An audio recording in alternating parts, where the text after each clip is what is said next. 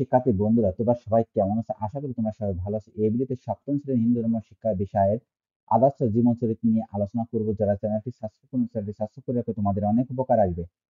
সমস্যা হলে নিচে 2 লাইন গাইতে হবে। হরে কৃষ্ণ, হরে কৃষ্ণ, কৃষ্ণ কৃষ্ণ হরে হরে, হরে রাম, হরে রাম, রাম রাম হরে হরে। এই 2 লাইনের মাধ্যমে আমরা কৃষ্ণের বন্দনা করছি। কৃষ্ণকে ভালোবেসে অনেক মহাপুরুষ ও মহিষী নারী নিজেদের জীবন মানব কল্যাণ উৎসর্গ করেছেন। এরকম কয়েকজন মহাপুরুষ এবং মহিষী নারী জীবন সম্পর্কে এখন আমরা জানব। মীরাবান। মীরাবান ছিলেন একজন কৃষ্ণ সাধিকা। তিনি 1498 খ্রিস্টাব্দে ভারতের রাজস্থানের কুর্কি নামক গ্রামে রাঠোর বংশে জন্মগ্রহণ করে। তার পিতা রত্ন সিংহ এবং মাতা মীর কুহরি।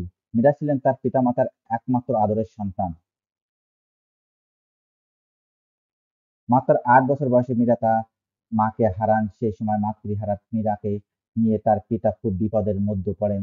তখন তার পিতামহ রাম দুধাজি মীরাকে নিয়ে নিজের কাছে নিয়ে যান। পিতামহের রাজপ্রাসাদে মীরার শৈশব কাটতে থাকে। তার ঠাকুরদা ছিলেন একজন ধর্মপ্রাণ মানুষ। তিনি প্রাসাদের কাছে একটি চতুর্জির মন্দির তৈরি করেছিলেন। সেখানে সাধু সন্ন্যাসীরা ধর্মীয় আলোচনা করতেন।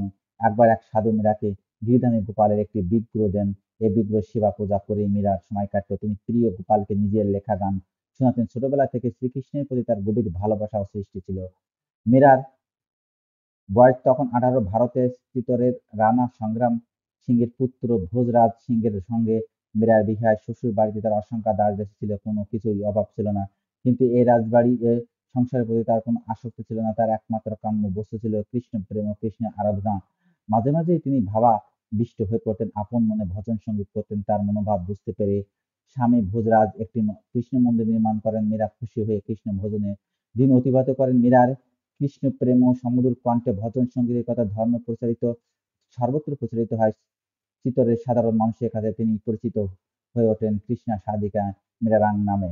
মীরাবাং এর একটি ভজন সঙ্গীত শুনে লিখে দেখো, আমি এখন এর উত্তর চলে আসছে।